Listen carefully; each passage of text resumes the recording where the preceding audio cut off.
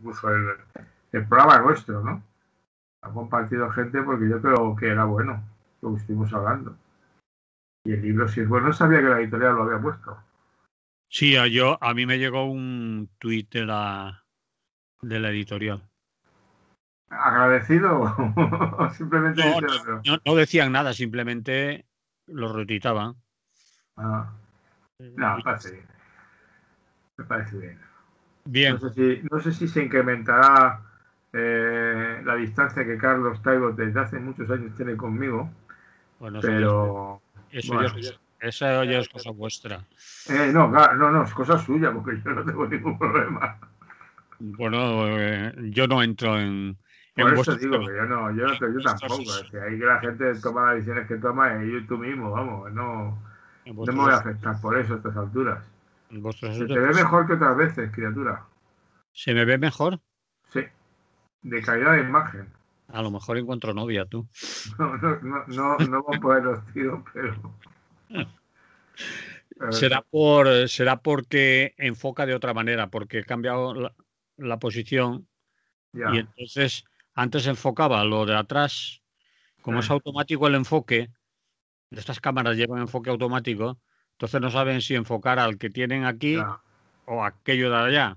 Y entonces ahora no tiene mucha profundidad de campo. Pero además tenías un problema también de iluminación, yo creo, antes. Pero es igual, está muy bien ahora. Vale. Vamos a la radio. Cuando quieras. Vamos allá.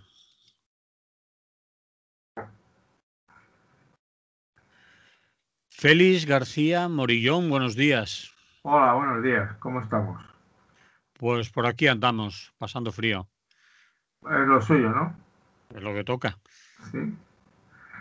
En Madrid, antes de ayer, intenté ir cerca de la sierra a ver a mis nietos que están por ahí. Ahí hemos quedado para un paseo y está petado completamente porque la gente iba a ver la nieve, que había ya 30 centímetros de nieve. Y se montó un cierto cirio, porque encima al final terminó como en medio tormenta muy dura, de nieve, de viento, y la gente tuvo que salir malamente de allí, porque era un atasco que te mueres. Yo lo vi y no entré, claro, yo me quedé abajo, fuera. Porque si es una peculiar, Madrid, sabes tú que es curioso, es la capital de Europa que tiene más cerca pistas de nieve, de esquí. No lo sabía que era la... Funcionan poco, vamos, poco tiempo y tal, no son una maravilla, pero es curioso, sí, la capital de Europa, que tiene más cerca pistas de esquí. No, tenemos 2.300 metros al lado. Y entre la nieve artificial, todos los montajes. Pero bueno, vamos a lo nuestro. Eso es. Dejemos el tiempo para cuando subamos en el ascensor y no sepamos de qué hablar. Vamos a hablar de los militares, los milicos, que dice algún compañero. No hace falta ninguna introducción para saber de qué va, ni lo que queremos, ni cuál es el fundamento para que hablemos de ello. ¿Tú qué has pensado durante todo este tiempo que has discurrido, que se te ha pasado por la cabeza? De entrada he tenido algún choque con algunas personas porque mi reacción fue simplemente mentir sin cuidado. Es decir, ni me preocupa. Es decir, no me preocupa y no entiendo por qué le están dando tanta cancha a este grupo no he dicho de cerebral, pero gente que está un poco, ¿no? Me pareció desmesurada la reacción ante ante este manifiesto, quiero decirte, ¿no? Me pareció, entonces pensaba por qué había reaccionado la gente dando tanta importancia a un hecho que evidentemente es condenable, pero no creo que suponga en estos momentos ninguna amenaza. Es decir, tú sabes que los 400 firmantes está trufado de militares nostálgicos del franquismo que han tenido problemas con el gobierno desde hace muchos años. Y algunos de ellos fueron sancionados y algunos de ellos dejó escrito antes porque el gobierno dijo que así no se hacía. Es decir, gente que ha sido ya de alguna manera sancionada, llamada la atención en algunos momentos, ¿no? De su carrera, ¿no? por ejemplo, el que fue comandante general de los destacamentos de Melilla, que es uno de los impulsores, un tal Francisco Fernández Sánchez, ¿no? De 74 años, ¿no? Y en marzo del 2006, o sea, estamos hablando hace 10 y 15 años ya, ¿no? Casi. José Bono lo cesó, ¿eh? Porque escribió una carta, no sancionó a un capitán que había publicado en un diario de Melilla que decía que los legionarios debían plantarse en Cataluña para frenar lo del estatuto. ¿Entiendes? Entonces el gobierno le dijo que tenía que sancionarlo, porque eso no lo podía decir un capitán en un periódico. Es decir, la libertad de expresión es un funcionario, es un funcionario militar, ¿no? Del Estado. Y como ya decía Kant, los funcionarios, en tanto que funcionarios del Estado, no tienen libertad de opinión cuando están ejerciendo su cargo. Eso lo decía Kant, fíjate. Y yo siempre he estado de acuerdo. Es decir, tanto que eres funcionario del Estado, tú tienes una cierta... Si quieres rebelarte contra el Estado, hay un procedimiento, pero de otros tipos, y que evidentemente terminas fuera del Estado. Entonces ya estaba sancionado, ¿sabes? Por ejemplo, otro, el teniente general Emilio Pérez Alamán, hace ya menos, en 2018, firmó un manifiesto por lo de la exhumación, en contra de la exhumación de los restos de Franco, ¿no? Sí. Son gente que tiene un historial. Este otro de los que otro de los que era José María Treviño, el almirante José María Treviño, me parece que, o Blon, otro que se llama Blon, bueno, uno es igual. Uno de ellos, estaba mirando a quién era, fue nombrado por ministro de Defensa, jefe de la Brigada de Infantería Ligera, y protagonizó una polémica exhibición de la brigada paracaidista en una playa de Guecho, en 2006. O sea que son unos militares que, bueno, los militares, alguna vez lo hemos comentado tú y yo, ¿no? Aparentemente, y bueno, y prácticamente también, han dado cierto ejemplo de obediencia y de no intervención, y de no inmiscuirse, pero claro, plagado, trufado de cantidad de anécdotas en las cuales manifestaban una ideología pues muy reaccionaria. Alguno de ellos, de los que firma, había con 80 años, es una persona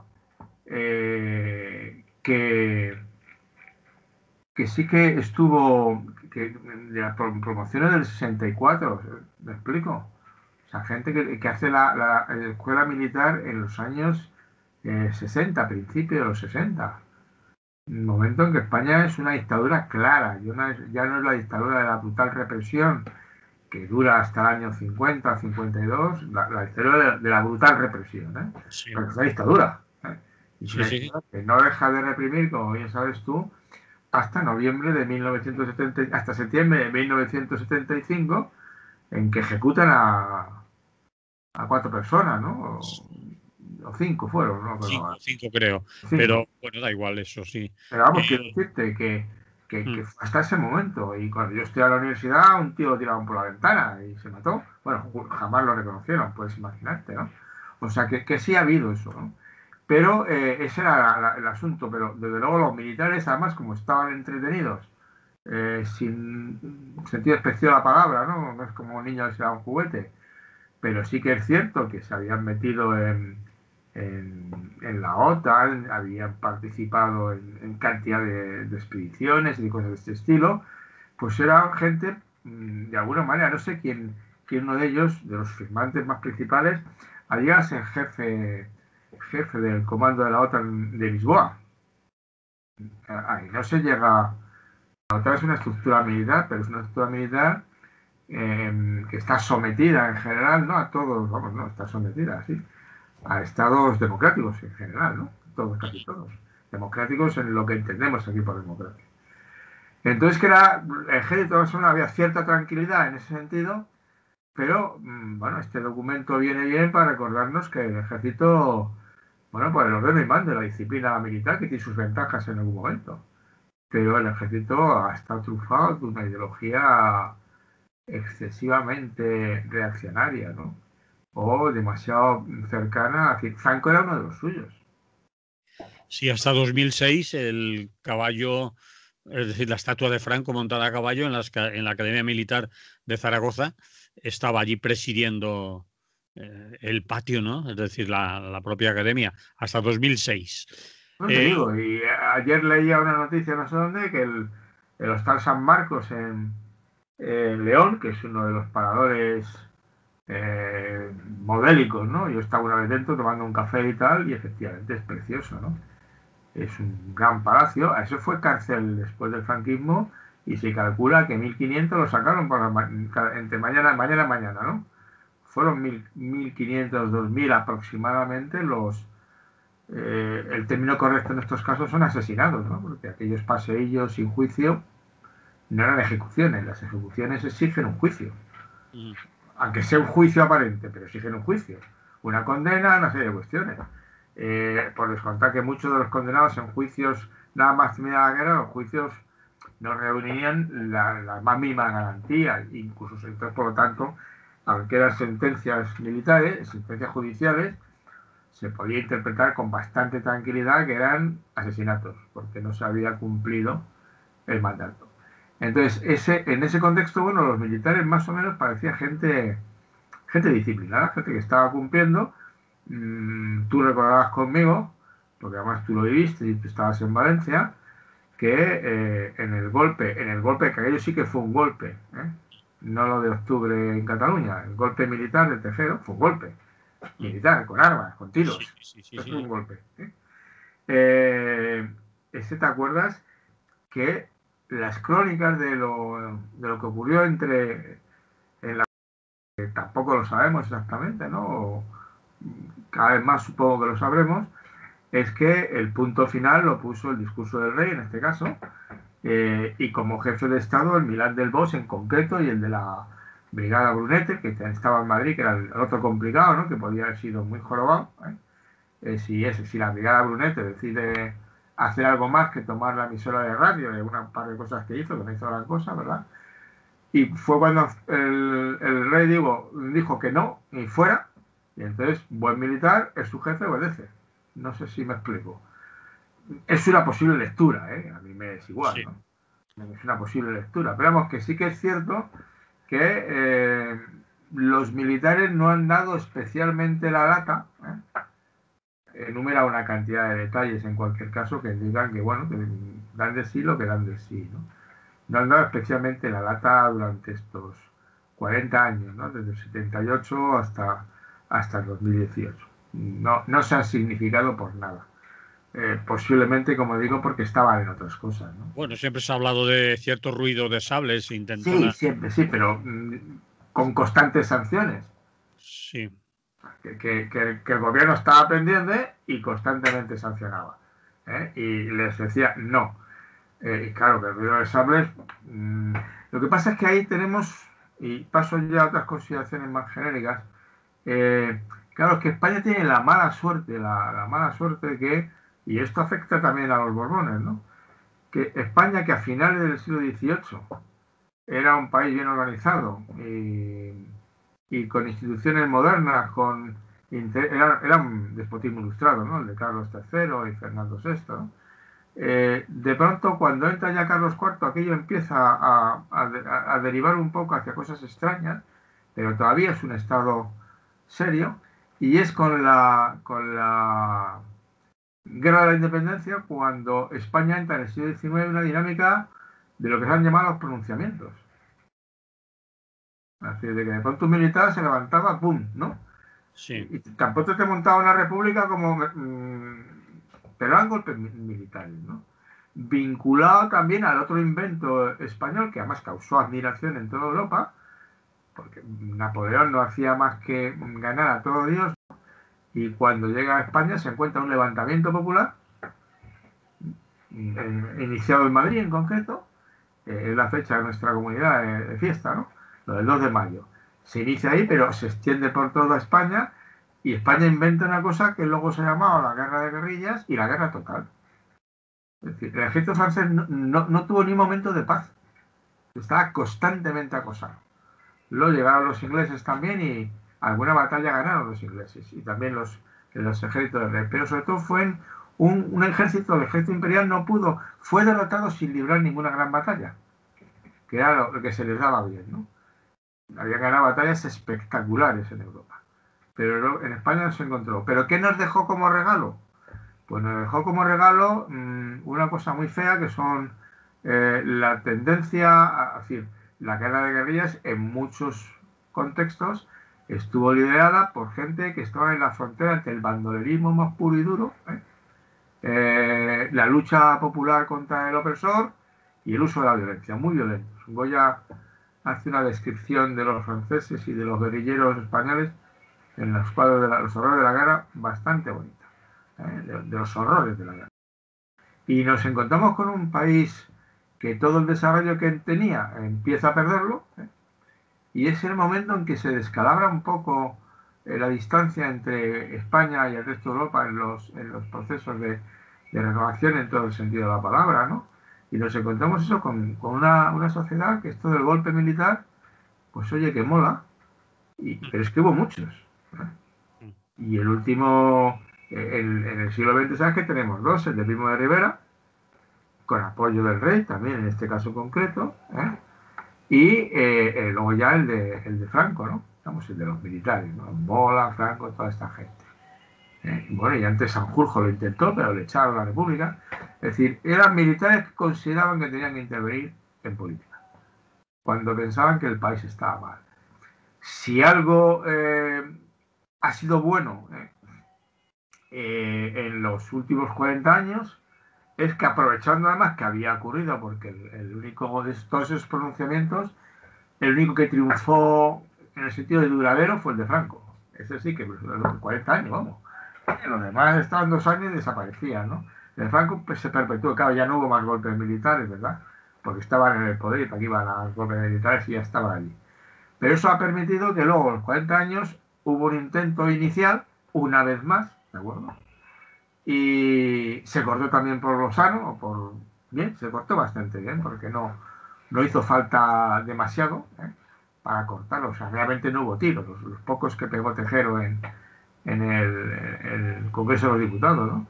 Y lo frenaron. Entonces, de pronto esto, quizá en el subconsciente colectivo de la historia nuestra, dice, Dios mío, otra de los militares, los ruidos de sables, ¿no? Yo creo que no está el horno para estas cosas. No está el horno.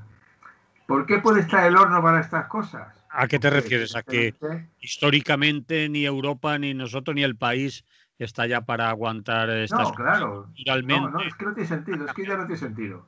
Sí. No tiene sentido, está en otra dinámica. Pero cuidado, yo ahí puedo entender ya, es decir, preguntándome por qué esto tiene tanto reflejo. Claro, los de Abascal la avalan. Tú te has fijado, ¿no? Sí, más o menos han dicho... Sí, porque es su lenguaje. Los nuestros. Es que dicen lo mismo, han dicho cosas muy parecidas a las que dice Abascal. Entonces, claro, dices, uff. Porque, claro, es decir, el problema que tenemos todos los europeos, y en España en concreto, pero no solamente nosotros, es que tenemos una extrema derecha que ha entrado en los parlamentos. Y bueno, lo del cordón sanitario, las diferentes estrategias que se están desarrollando, ¿no? Para frenarlos. Pero claro, en España además, con la peculiaridad, astuta por su parte, porque aquí nadie da puntada sin hilo, de que el partido del PP, en concreto en este caso, está gobernando, por ejemplo, en Madrid, con el apoyo de Vox y en Andalucía. Y sí, Félix, si ahora estás diciendo eso, que estoy de acuerdo contigo, como has dicho antes que no te preocupaba nada, no te importaba, ¿no es una contradicción? Es decir... No, vamos a ver, cuidado. Es decir, por lo mismo que lo has dicho tú, porque no está ni la sociedad, ni la economía, ni la política. No creo que hoy ya exista un Juan March que le pague a Franco el paso de... que, ¿te acuerdas? Pagó con su dinero. Sí, el avión... No lo hay. No, vamos, no parece que lo haya. No están, los empresarios no están en esa onda. La política está sólidamente en otra onda, ¿no? Entonces, en ese sentido que digo, pero si esto... Y además todos estos que tampoco es baladí, están jubilados. Están jubilados o en la reserva, sí. Claro, el famoso golpe de los militares griegos, Los que derrotaron coroneles. al rey, por cierto, al cuñado de Juan Carlos I, ¿no? Fue de coroneles. Sí. ¿Por qué de coroneles? Porque los coroneles son los que tienen mando en tropa. O sea, un general tiene que decirle a un coronel que saque a los soldados del cuartel. Pero un coronel saca a los soldados del cuartel.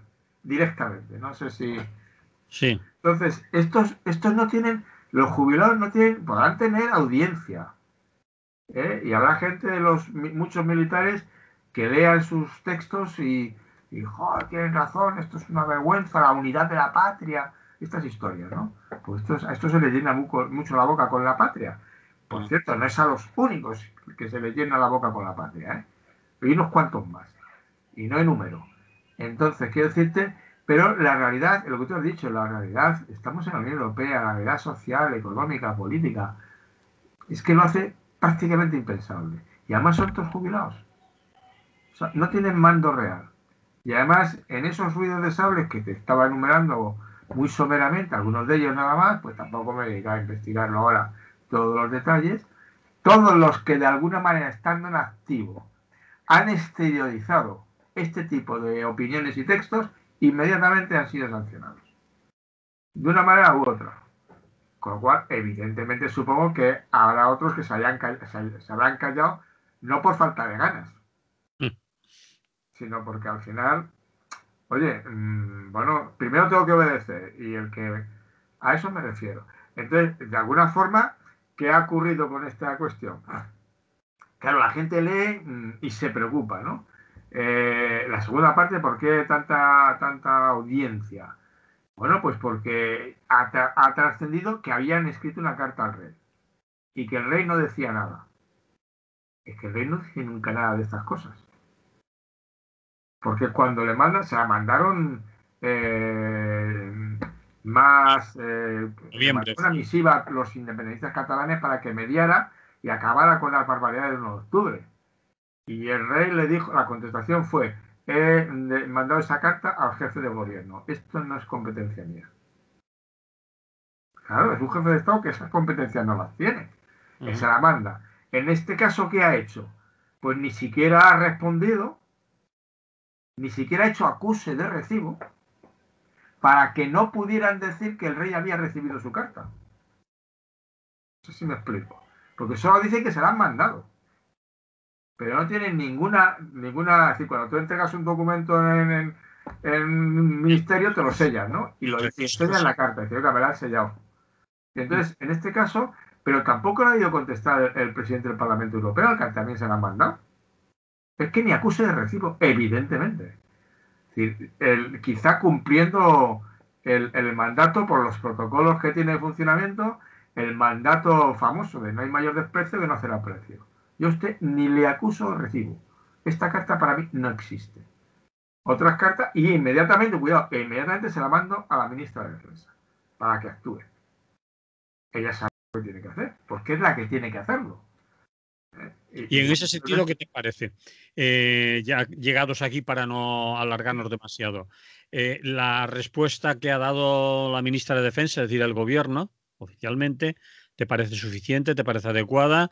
Y segundo, el que el rey, el jefe del Estado en este caso, no se dé por enterado ni responda, porque hay partes de opinadores, analistas y toda esta gente que tertulianos y demás que exigen que algo debía de decir el rey. Es decir, hacerse el despistado, está bien que no te pongan el sello, pero como que no lo has oído, ya es mucho decir. Bueno, el problema de los silencios es cierto que son difíciles de interpretar, ¿no? Siempre.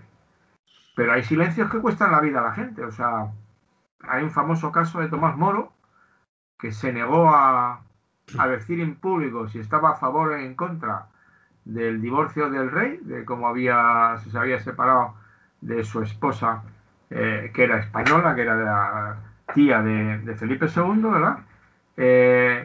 No dijo nada el Tomás Moro. Silencio sepulcral. Le cortaron la cabeza por callarse. Y los silencios, el problema es que cómo los interpretas. La interpretación que ha dado oficialmente los que han consultado dice, sí, oiga, lo recibimos, pero a estas cartas ni siquiera le damos acuse de recibo. Y se las remitimos a defensa.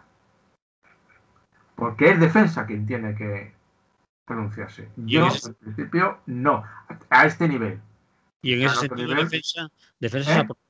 defensas has pronunciado o actuado con la suficiente contundencia.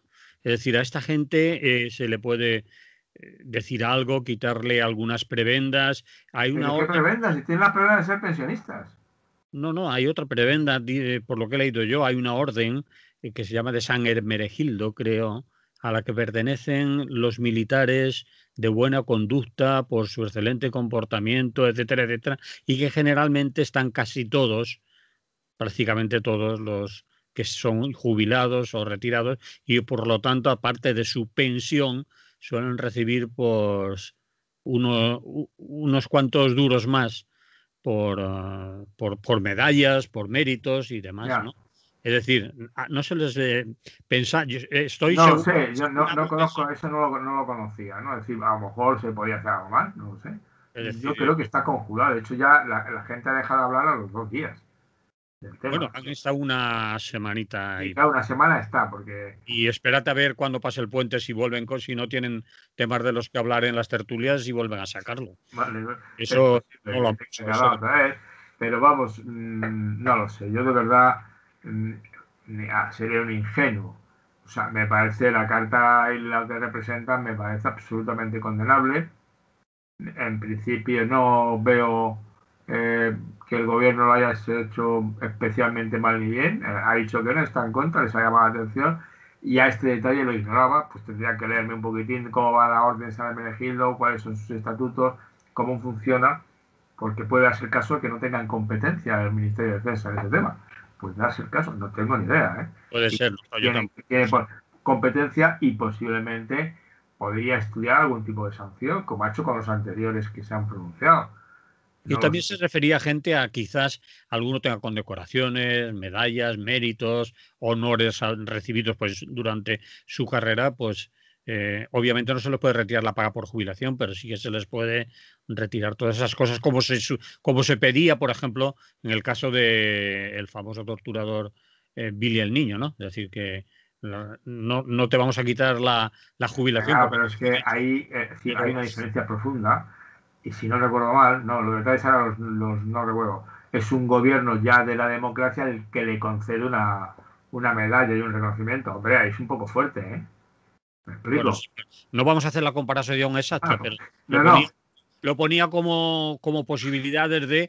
pues no lo sé. Como me has citado una cosa que ignoro, no puedo opinar. Si esa orden de San Hermenegildo, o lo que sea, efectivamente les concede una serie de privilegios, a mí me podría parecer bien en principio que le sancionara de alguna manera. Volveríamos a estar en la delicada cuestión de hasta dónde llega la libertad de expresión. Sí. Es decir, hasta dónde llega. Sí. Lo de siempre, que no hay manera de saber cuál es la frontera exacta. Tiene un jubilado, evidentemente te he dicho de entrada, desde luego un funcionario en activa tiene limitaciones de libertad de expresión. Sí. Es así. No debe decir cualquier cosa. Sí. Acuérdate que cuando en aquel tema yo decía la desobediencia civil, nunca un funcionario del gobierno es muy delicado. Es decir, cuando propusieron que los profesores desobedeciéramos la Ley General de Educación, dice, hombre, cuidado que tú estás como funcionario del Estado y como garante de que se aplica lo que el Estado dice. Eso te mete una dinámica que puede merecer la pena. La desobediencia civil de los funcionarios puede merecer, pero das un salto cualitativo en lo que implica la desobediencia civil, que posiblemente puede implicar que te dejes sin trabajo, automáticamente, al margen de otras consideraciones posteriores, ¿no? A eso me refiero. En este caso no lo sé.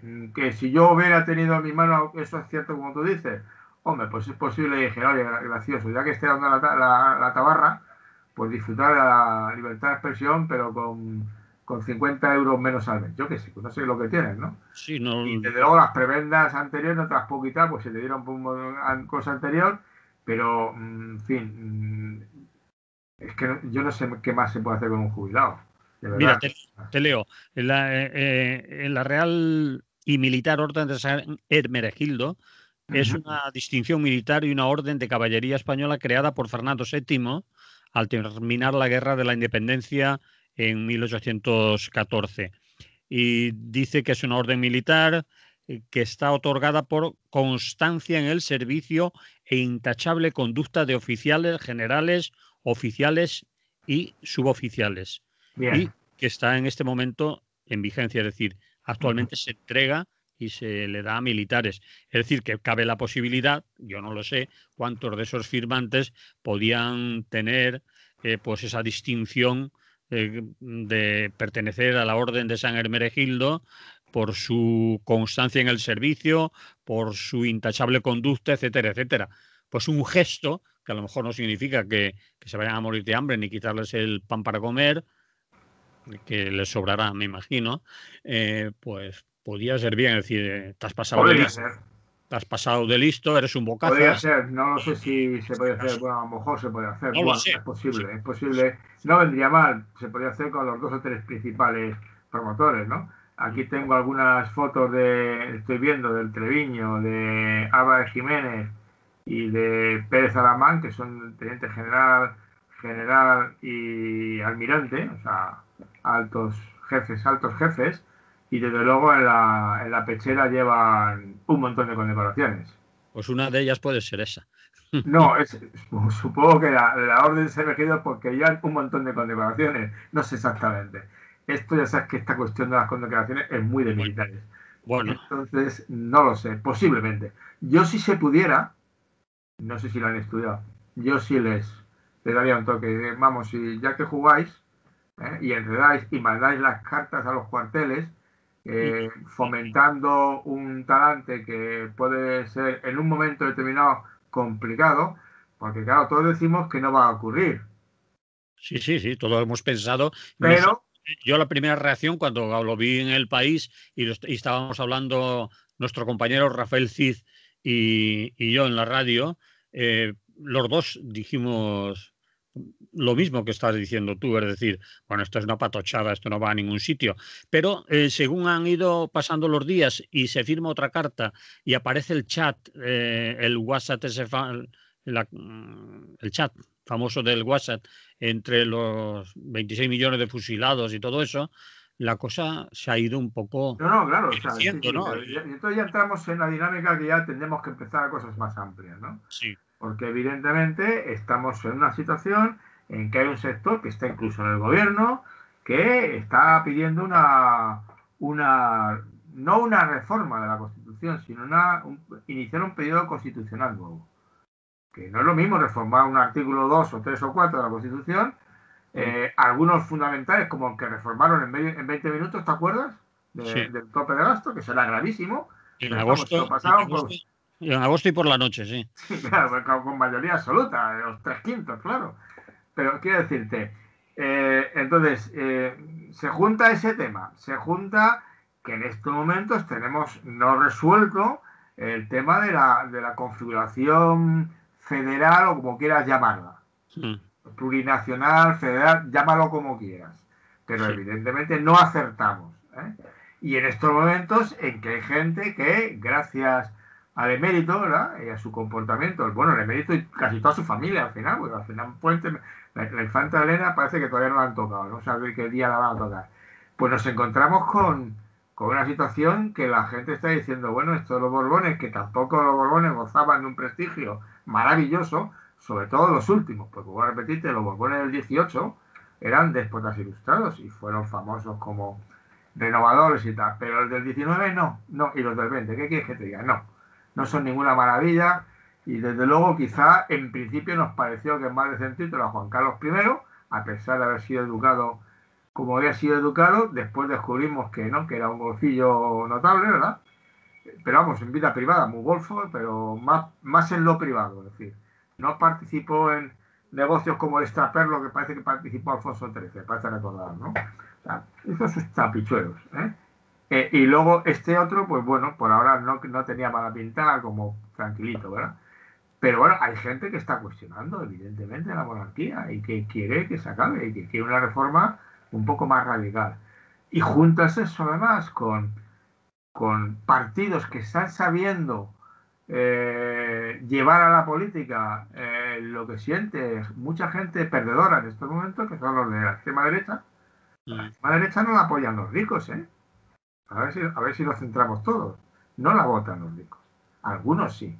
Pero los ricos de verdad, los poderosos de dinero, yo creo que no votan. No sé si les darán algo de dinero a alguno, que creo que no. Me imagino que no. No me veo a Ana Botín financiando a esta gente. Pero no se sabe, ¿verdad?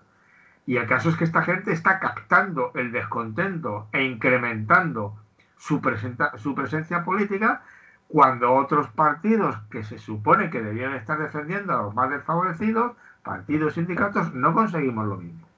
Entonces, si se te junta todo esto, dices tú, pues bueno, y además se te junta, el otro día discutía yo con uno en una lista, ¿no?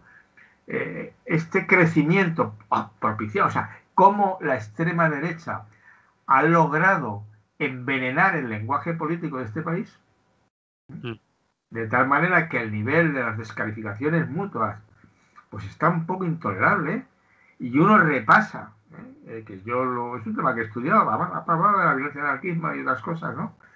Cómo en los años 20-30 del pasado siglo precedió, no digo que fuera causa, pero precedió y contribuyó, se produjo lo que algunos pensadores de Alemania, de Europa, llamaron la barbarización de la política. Y en España se llamó el discurso del odio.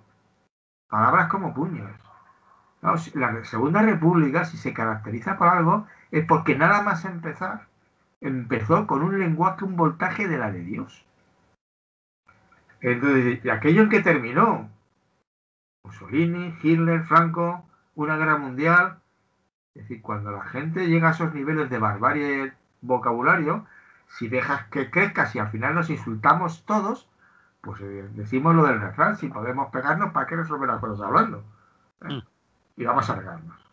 Esa es la parte que te puede de pronto dar el sustillo. Yo creo que estamos lejos de eso todavía. Pero obviamente hay cosas, esa parte yo puedo entender, porque entonces tu reacción fue como la mía.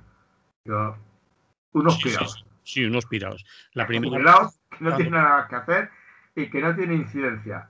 Yo la sostengo, esa tesis. Pero en cualquier caso, evidentemente, cuando ya te sientas, ves y lees, a ver si por decir que no pasa nada, al final nos pasa a todos. Hay que tener mucho cuidado. Y hay que tener mucho cuidado con todo este lenguaje. El gobierno, evidentemente, tendría que ser más contundente, porque el país en este momento está sometido a una serie de tensiones internas complejas, y encima una situación de pandemia que a la gente la está dejando más bien cansadita. Sí. Es decir, han crecido las enfermedades de ansiedad, los datos son los datos, no hay más que historia, ¿no? Comentábamos a micrófono cerrado antes, comentábamos algo de eso, ¿no? ¿Cómo te encuentras? Pues un poco agotado de la situación, ¿no? Yo que soy de los que me encuentro bastante bien, creo, quiero decirte. Sí. Pero vamos, yo lo veo y lo vemos todos, ¿no? Entonces la gente está así. Y bueno, observas, y además no ves remedio a corto plazo. Y además ves que en la práctica los de África están viniendo, quieras o no quieras. Es que vienen. ¿Ya? Y cuando un día por la mañana te enteras que por primera vez en 14 días un señor no dormía en el suelo, pero bueno, que habéis tenido a gente 14 días durmiendo en el suelo. Sí, en el muelle de Arguinedín, ¿no? Claro, dice, pero ¿cómo es posible? Es que a mí se me cayó el alma a los pies ese día por la mañana al escucharlo. Les habéis tenido 14 días durmiendo en el suelo. O sea, ni siquiera manta les habéis llevado, ni colchoneta. No sé si me explico. Entonces, y eso no para, porque no va a parar, porque la gente tiene que emigrar, la gente tiene que buscarse la vida. Es decir, no lo vas a parar, puede ser que se mueran todos en el Mediterráneo y bombardear las lanchas cuando llegan. Pero vamos, eso me parece feo, ¿no? Bueno, no me parece feo, quiero decir. En ese estado. Entonces, en ese sentido, sí dices tú, bueno, pues vamos a tener cuidado. Pero, en fin, esperemos que sea la máquina. Se me estaba ocurriendo. Bueno, se me pasa por la cabeza ahora al oír esto que tengamos cuidado, no dejemos pasar, a ver si nos pasa como hazaña, ¿no? Cuando el golpe de Estado, que estuvo templando gaitas durante el primer bienio de gobierno, que no, hombre, no, que los militares no van a hacer nada, y al final saltaron desde África, ¿no? Claro, se le ocurrió mandarlo a África, a más sitio. La situación no es comparable, ni se No, puede, ni semejante, ni nada de eso, ¿no? Pero también en aquellos momentos, no, hombre, esto no, ni se atreven a... pero claro, estoy de acuerdo. Eso, lo que le decía uno en el WhatsApp de la banda, le digo, mira, el lenguaje del odio no se puede consentir. Hay que pararlo desde el principio. Si lo emplean los de Abascal, que lo emplean, pero vamos, Sí. en condiciones, no les contestes con el lenguaje del odio, porque si entramos en esa espiral, es muy complicado. Es muy complicado. Era porque llamaba, hacía una descalificación brutal de Ayuso, ¿no? Y digo, mira, a las personas no se las puede descalificar moralmente, no debes. Si tú dices que lo que ha hecho con la sanidad en Madrid es una vergüenza y que es susceptible de delito, estás ya denunciando un hecho concreto, una práctica. Me parece excelente, hay que decirlo. La famosa inauguración del nuevo hospital es un caso claro que tiene que ser denunciado claramente. Ese acto, pero llamar a una persona, descalificarla íntegramente como persona, digo, mal rollo. Yo a eso no me presto. Y no debieras prestarte porque estás haciéndoles el juego. A los que sí viven del odio. Yo no quiero. No quiero. La argumentación ad hominem, que se dice, es decir... Claro, vas a machacar a la persona. Machacar a la persona, no tiene... Vale, estamos de acuerdo. ¿Quieres que dejemos este tema Sí, ya? sí, lo podemos dejar ya. Me proponías un tema que a mí me resultaba, te lo he comentado cuando me lo has dicho por el WhatsApp, ¿no? Es decir, lo de la prefiguración e identidad de género o de sexo, lo queer, lo transgénico y tal. Y yo te contestaba, bueno, pero de eso ya hablamos hace unas semanas. No sé si a eso fue lo que nos contestaron o contestaron en el club de oyentes. Algún oyente dice, me da la sensación de estar oyendo la COPE. No sé si se refería a eso, porque no se me No ocurre. lo sé a qué se refería, porque yo le pedí una aclaración, digo, dime a qué te refieres, porque si no me dices a qué te refieres no puedo contestar. Yo, sí, porque además decía, el que haya escrito un libro de anarquismo en los años 70 no le autoriza a hablar una vez de anarquista. Digo, no, evidentemente no es eso. Sí, si estoy allí es porque me invitan y porque, por cierto, llevo más años militando en el anarquismo, ¿no? Y con más libros, no los de 70, en cualquier caso. Pero no sé a qué se refería. No, yo te hablaba de la prefiguración, evidentemente es un tema que conmigo puede salir de vez en cuando porque lo considero interesante, pero me lo ha provocado... El concepto de prefiguración, explícamelo un poco. Bueno, el concepto de prefiguración yo lo explico rápidamente. El concepto en principio es un concepto que como tal, ¿verdad? Como tal, surge en los años 60-70 y Sí, que es cuando renace el anarquismo, de alguna manera, eso sí lo sabes, ¿no? Es decir, el anarquismo vuelve a adquirir cierta presencia social en el entorno de la nueva izquierda, en el entorno de los movimientos del 68, todo eso, ¿no? Y vale. sobre todo el París. Las revueltas de París, los levantamientos de París tienen una componente anarquista muy potente. ¿eh? Entre otras cosas por el desprestigio de los comunistas. Claro, un régimen comunista en el 60 era difícil defenderlo. Había gente que iba a defender. Entonces surgió, en aquel momento, hay detalles técnicos, un breve resumen está en Wikipedia, pero en inglés, sobre todo es lo que más lo tienen, ¿no? Y entonces la idea de la prefiguración, cuando surge en torno a esos movimientos, ¿verdad? Son aquellos políticos que consideran, aquellos movimientos políticos que quieren demostrar en la práctica que están llevando a la práctica formas de funcionamiento de democracia directa, antijerárquicas, solidarias, de apoyo mutuo, etcétera, etcétera, etcétera. No quieren decir, oiga, yo lucho porque se imponga un día una sociedad, sino no. Yo estoy prefigurando, gestionando las luchas, de tal manera que incorporo en mi propia práctica aquello por lo que estoy luchando. Lo hago presente. Sí. Y entonces, en ese contexto, ya se afirma, ¿no? que es una propuesta que los propios anarquistas, los que hay, sí que la recogen como propia. Y consideran que esa propuesta, esa manera de interpretar movimientos como, bueno, uno de los que lo inauguran son la primavera árabe, luego el mayo de Madrid, ¿no? El Ocupa Wall Street es posterior al mayo, a lo de la plaza de 15 de mayo, ¿no? Es Sí, posterior. 15, sí. De hecho, los de Ocupa Wall Street invitaron a algunos de los, no tengo los datos, la verdad que me gustaría, porque lo he visto citado, pero ahora me gustaría saber quiénes fueron, ¿no? Y algunos de los que cortaban el bacalao en el 15 de mayo fueron a Nueva York a asesorarles cómo hacerlo, porque ellos tenían cierta admiración por cómo había funcionado lo de España. Y en este contexto concreto hay uno de los anarquistas teóricos famosos, Greber, que es antropólogo, que dice Era. Graeber. Greber era. Graeber. ¿Es Genderlos o Graeber el que ha muerto? Sí.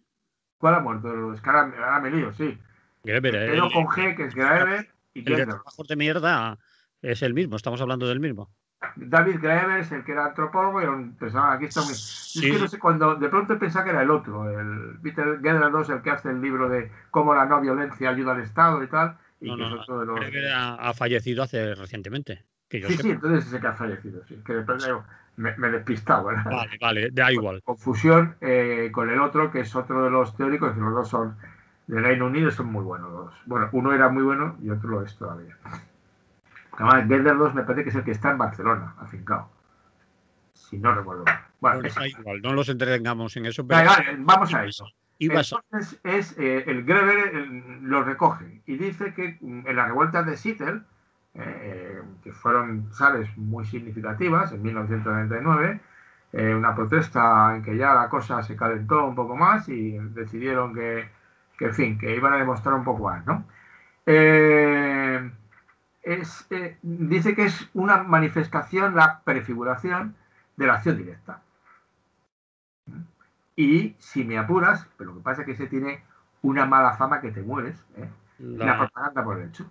Sí, yo estoy de acuerdo con esa, porque tiene la mala fama de las bombas, pero hay gente que dice la propaganda por el hecho. Que la propaganda por el hecho es precisamente lo que tú has explicado. Para mí me sonaba más lo de prefiguración a la propaganda por el hecho, es decir, hago ya lo que quiero que sea la sociedad, es decir... Incluía violencia, pero violencia contra las cosas, no contra las personas. Bueno, pero... Era la dinámica del destruyo para construir, de la que decía Proudhon, ¿no? Y si quieres su representación más simbólica, claro, la que se ha llevado a fama es la bomba del liceo. Sí. Evidentemente es muy difícil defender la bomba del liceo, ¿me explico? Indefendible. A lo sumo comprenderlo, y no sé yo ni la comprendo, pero es igual. Eso no es la propaganda por el hecho, aunque sí se la adjudicaron, cuidado. Pero en cualquier caso, evidentemente, la propaganda por el hecho está mucho mejor representada, y lo contaba, pues no sé si era el que hacía sobre aquí en Andalucía, no me acuerdo los nombres, perdón. ¿Salmochea? Es igual, que cuando los pueblos los anarquistas tomaban, hacían un poco la revuelta, lo que sea, ¿qué hacían? Cerraban el casino, el prostíbulo, quemaban el registro de la propiedad y si podían también quemaban la iglesia. Y ejemplificaban lo que no querían. Si estaban cerca, quiero decirte, uno quema lo que quiere, ¿no? Pero vamos, desde mi perspectiva, obviamente, muy simbólico era la abolición de la prostitución. Sí. Me parece que era muy simbólico. Ahora, como hay gente incluso próxima a nosotros que defiende que es un trabajo, pero en fin, ellos no lo decían. Lo de quemar el registro de la propiedad me parecía bastante notable, o sea, una buena idea. Y lo del casino tampoco estaba mal, porque definitivamente eso era de los burgueses del lugar, es decir, un espacio reservado que encima se lo pasaban bien y a los otros no le dejaban nada. Entonces, eso era la propaganda por el hecho, ¿no? O como hicieron la revolución o sea, cuando empieza la revolución, que para mí empieza en febrero del 36, ganar las elecciones, 25.000 anarquistas en la calle, y de pronto dicen, hemos ganado, la tierra es nuestra, empiezan ocupaciones de tierras. Y cuando ya está ya lo del 18 de julio, ¿cómo que ocupaciones? Colectivizaciones, punto pelota. Y al que no se apunte le damos bien, ¿no? O sea que no hay ningún. Aquí tenemos las milicias de Durruti para persuadir a los que no están persuadidos. O sea que prefiguran, dicen, no, es que nosotros buscamos esta soledad. Y la hacen. Entonces, en ese sentido, Graeber dice, eso es el anarquismo. Entonces, ¿por qué te traía? Porque, claro, uno sigue leyendo, obviamente, no vas a dejar de leer.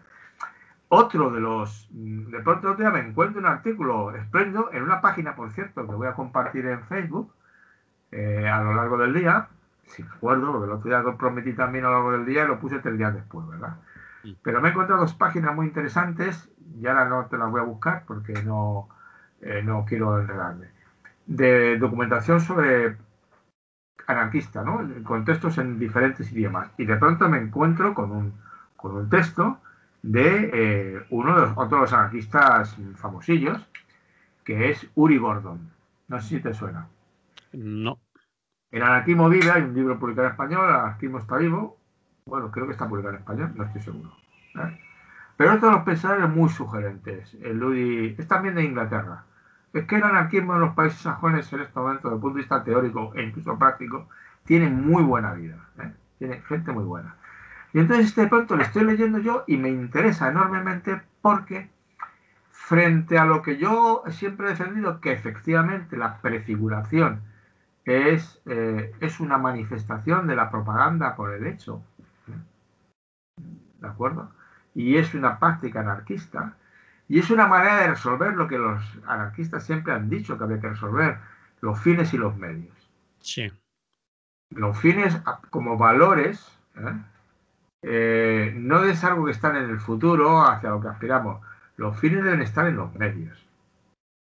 Los fines que yo busco tienen que estar en los medios que yo busco. Que no puedes utilizar medios que se contradigan después. Claro, que sean incoherentes. Sí. Eso es una de las grandes dificultades por las que en cierto sentido los anarquistas, más que la revolución, eran partidarios de la insurrección general, que es un concepto distinto. Pero casi todas las revoluciones, que lo que ha sido las revoluciones, han sido revoluciones de conquistar el poder. Echarlos del poder, en las más famosas ejecutarlos, si fuera menester, digo la francesa por ejemplo, la inglesa del 68, pero del siglo XVI, 17, perdona, que también ejecutaron al rey, que se cortaban la cabeza como nos manda. Los franceses se cortaron al rey y a otros cuantos, no a pocos, es decir, que cortaron cabeza. Los rusos ya te cuento, a la familia real entera, niños incluidos, ¿no? Porque los niños del monarca, si los dejas crecer, luego se consideran herederos, ¿no? Entonces los matas también juntos, que vamos, finos fueron. Y luego a los que son peligrosos, pues también los mato, como al Magno y a los anarquistas asquerosos, ¿verdad? Entonces, esas revoluciones, esas no son las nuestras, cuidado.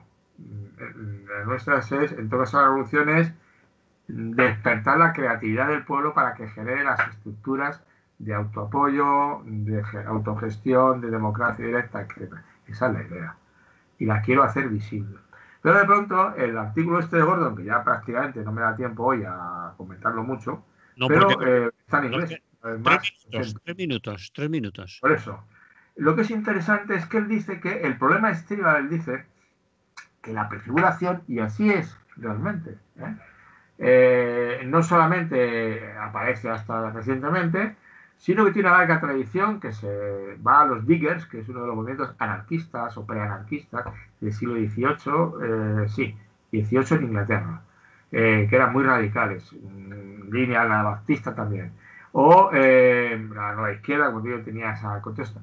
Es la prefiguración tiene profundas raíces bíblicas. Es un concepto sacado de la tradición teológica de los padres, que es la irrupción del reino de los cielos aquí y ahora. De alguna manera es uno de los lemas básicos de la teología cristiana, y es que el reino de los cielos ya está con vosotros. Es decir, ya tienes que hacer aquí y ahora algo que prefigure a qué mundo piensas que vas a llegar. Entonces, ese mundo al que tú piensas que vas a llegar, esa tradición teológica, claro, es el del amor solidario, la solidaridad, no hay pobres, etcétera, los desamparados son ayudados, toda esta historia, ¿no? Ese tienes que hacerlo aquí presente. Y en tanto en cuanto lo hagas presente, el reino de los cielos crece. Esto es un concepto teológico. ¿Qué dice Gordo? Dice, no, este no es bueno. No es la buena manera de coger la idea de la acción directa y de los fines y los medios. Y entonces él propone, por el contrario, recuperar un concepto distinto o crear un concepto distinto, que es la revolución creativa permanente. Es decir, que en el presente no es que yo pienso en el futuro, los cristianos en el otro mundo, ¿verdad? El más allá, o los que sea un futuro en que ya no habrá, en que nadie, como dice el poeta, en que nadie escupe sangre para que otros hablen mejor, vivan mejor. No, es un mundo diferente. Y ese mundo al que yo aspiro en el futuro, lo hago presente aquí. Entonces yo creo que de una manera, no me da tiempo a un análisis sofisticado, pero sí para que pensemos todos en la cuestión, ¿no? Es de, no. El anarquismo, cuando habla de acción directa, no tiene un plan prefigurado, un futuro exacto que lo hace presente, sino que quiere hacer presente ya una manera de compartirse que genere una sociedad nueva. Lo auténticamente revolucionario, una vez más, no es pensar en el futuro y con eso buscarse alguna cosa consoladora de alguna manera. Ya llegará ese mundo, estamos perfilándolo. Vamos, los cristianos, claro, diciendo, y va a llegar, en otra vida, claro, pero va a llegar, y entonces tiene un cierto punto de consuelo, ¿verdad? Y si la cosa te va mal, puedes esperar. Dice, no. En lugar de la perfiguración, la manera de buscar esa coherencia entre medios y fines, que es lo que está presente en la acción directa, como específica o opuesta anarquista, tiene que estar más vinculada con la utopía concreta, que la hacemos presente aquí, y en tanto que la hacemos presente aquí, genera, como si fuera levadura en la masa, ¿verdad? Genera el crecimiento de formas diferentes de relacionarse.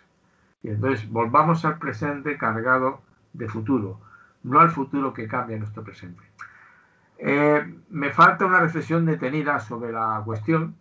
Me parece sugerente para pensar en ella, ¿verdad?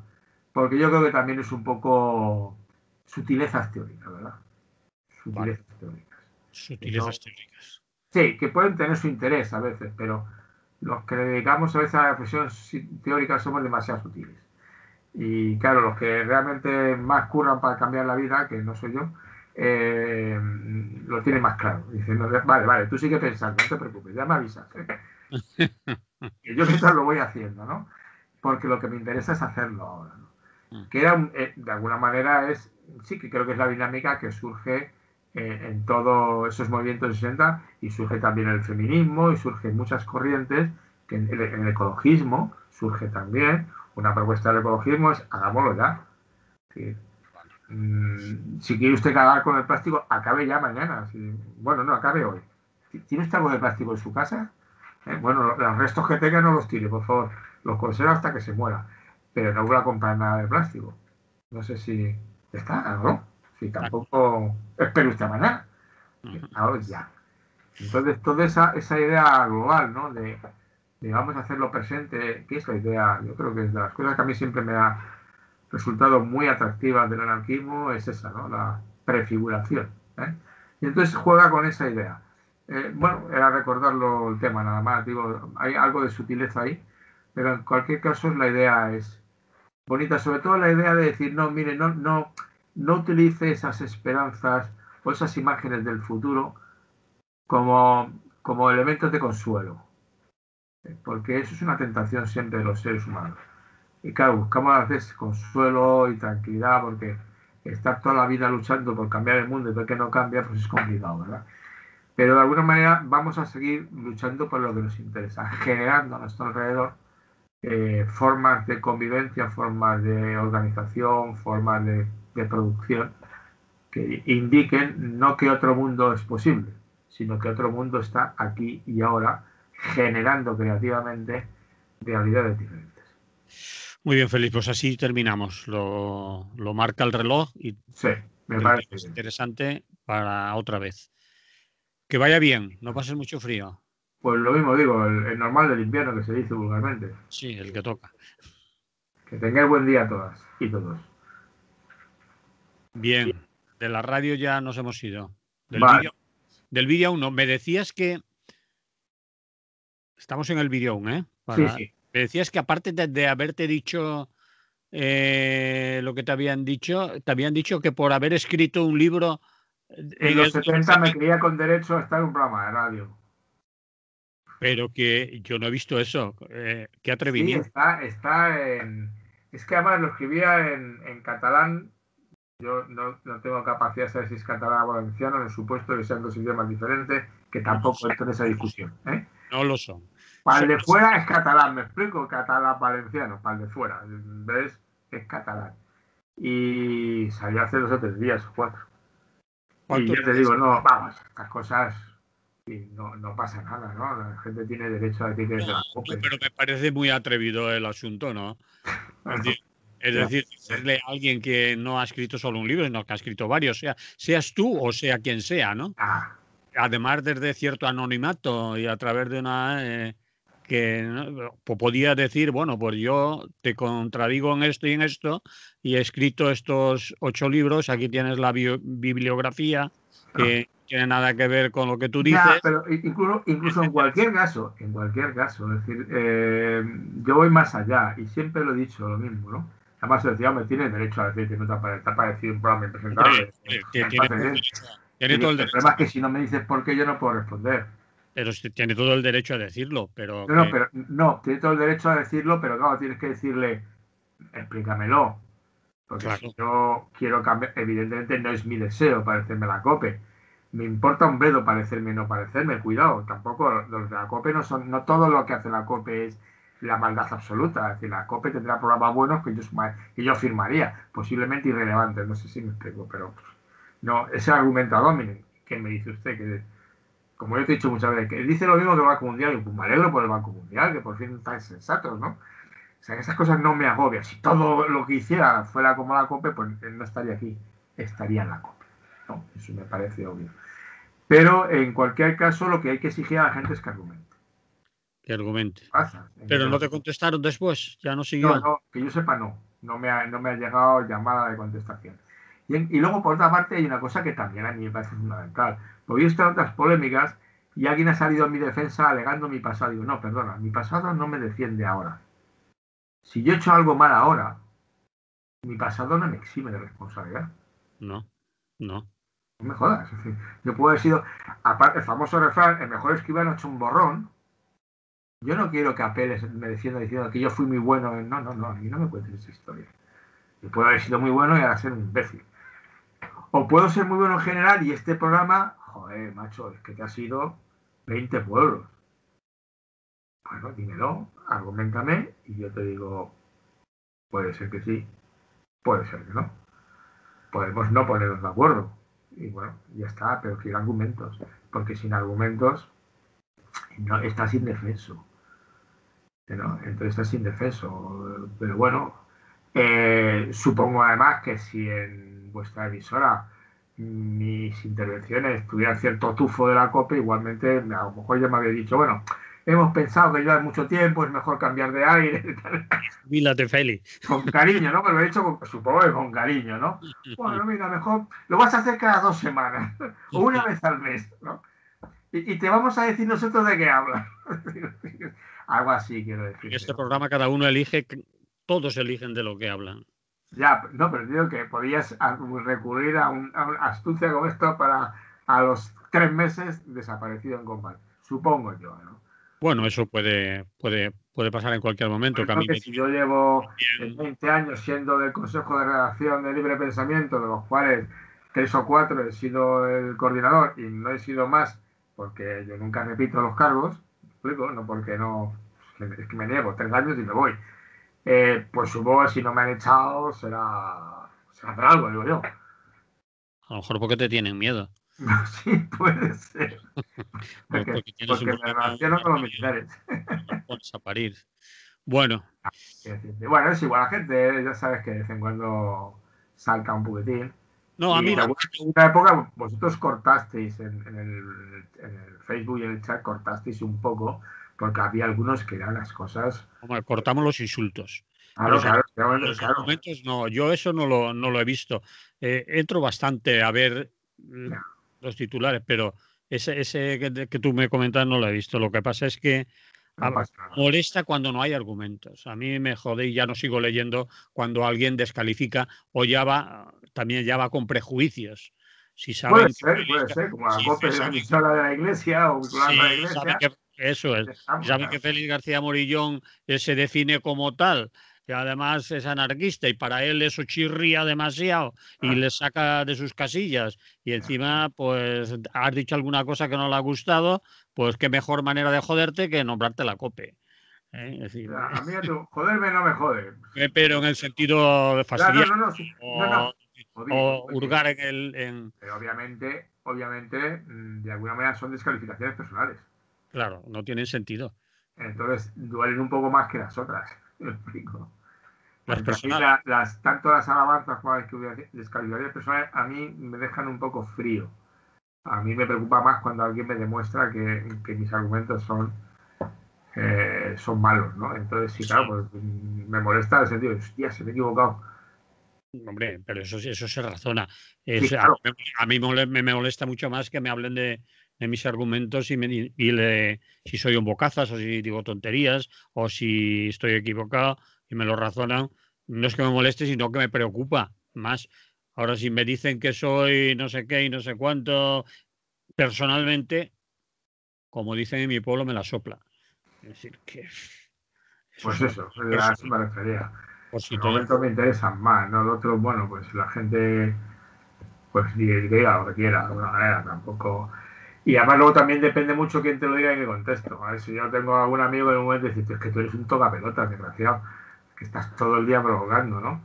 Pero si Y es un amigo, dices, ya sí, sabes es cierto, de tienes quién razón. viene.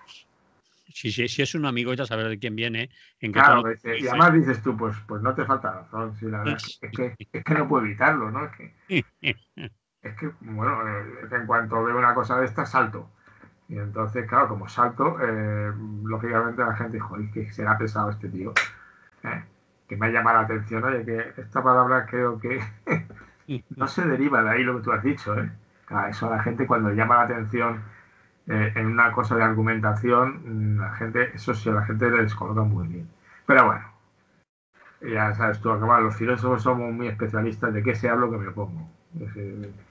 Se habla que me opongo. Que ya me pongo. El ejercicio intelectual me demanda estar permanentemente pendiente a ver qué pasa aquí, que aquí esto no los fundamentos dónde están. Pero bueno, la verdad te digo que vale, es lo que hay. Y Bueno, bueno, por lo demás, bien. Bueno, pues nos nada. dejamos feliz.